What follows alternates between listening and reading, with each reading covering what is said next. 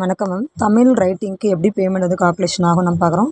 இப்போ 1 to ஒரு சீட்லேருந்து 10 seat வரைக்கும் எழுதுறீங்கன்னா ஒரு சீட்டுக்கு ₹10 ரேட்டு, ₹100 நமக்கு வரும் 10 சீட்டுக்கு. சரிங்களா? இப்போ 11 சீட் நீங்கள் வந்து கரெக்டாக எழுதிருக்கீங்க அப்படின்னா ஒரு சீட்டு பேரில் வந்து ₹15 நமக்கு வந்து கால்குலேஷன் ஆகும்.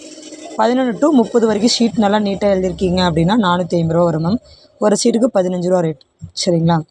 நெக்ஸ்ட் வந்து பார்த்தீங்கன்னா 31 to 60 சீட் வரைக்கும் நல்லா நீட்டாக எழுதிருக்கீங்க, எந்த ஒரு மிஸ்டேக்கும் இல்லைனா ₹1200 வரும். அப்போ ஒரு சீட்டுக்கு எவ்வளோ கால்குலேஷன்னா ₹20 கால்குலேஷன்.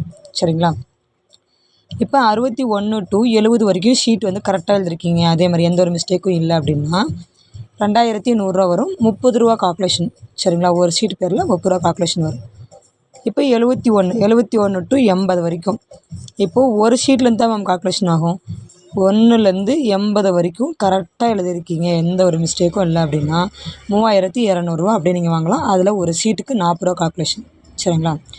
நெக்ஸ்ட் ஒன் வந்து 1லேருந்து 90 சீட் வரைக்குமே நல்லா நீட்டாக சூப்பராக எழுதிருக்கீங்க அப்படின்னா ₹4500, ஒரு சீட்டுக்கு ₹50 பேமெண்ட். சரிங்களா?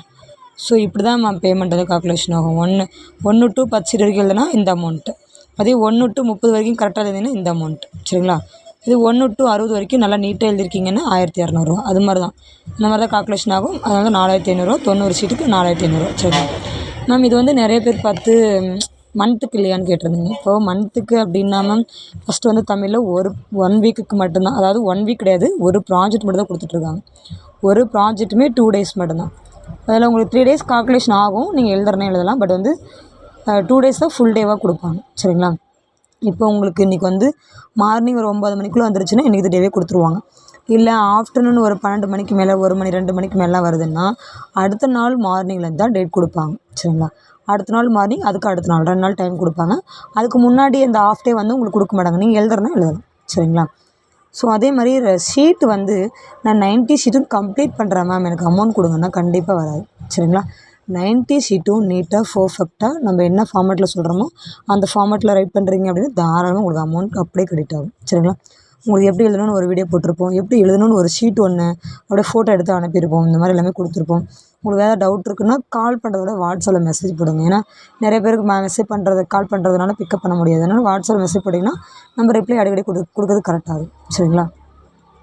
நெக்ஸ்ட் ஒன் மேம், அதே மாதிரி கரெக்டாக சொன்ன டேட்டில் நீங்கள் அனுப்பிடணும்.